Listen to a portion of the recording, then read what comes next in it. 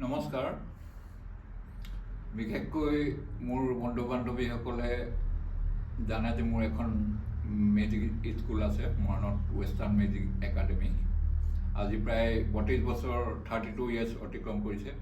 তাৰ ভিতৰত যিখিনি ল'ৰা ছোৱালীয়ে বজাব পাৰে, মই তেওঁলোকক দেখুৱাব পালে বা উলিয়াই পঠাব পালে ভাল পাওঁ। তেনে এটা ল'ৰা জিতুমণি গগৈ এতিয়া বৰ্তমান বজাইছে, ভাল বজাইছে। তাক বহুত দিনৰ পৰা কৈ আছিলোঁ কিবা এটা বজাবলৈ, তাৰো সময় নিমিলে, মোৰো সময় নিমিলে। সেইকাৰণে আজি আপোনালোকক কিবা এটা বজাই শুনাইছোঁ। দুই এজনে জিতুমণিয়ে বজাইছে। এয়া জিতুমণি গগৈ, নমস্কাৰ এতিয়া।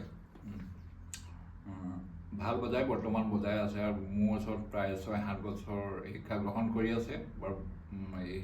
কৰি আছে আৰু বৰ্তমান ষ্টেজ পাৰফৰ্মেঞ্চো তেওঁ কৰে। ধন্যবাদ।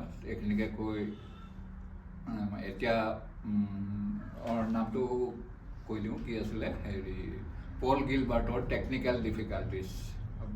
ভুল হ'লেও কমেণ্ট কৰিব, যদি ভুল নহয় তথাপিও কমেণ্ট কৰিব। মুঠতে আপোনালোকে সকলোৱে জনাব বুলি আশা কৰি ধন্যবাদ।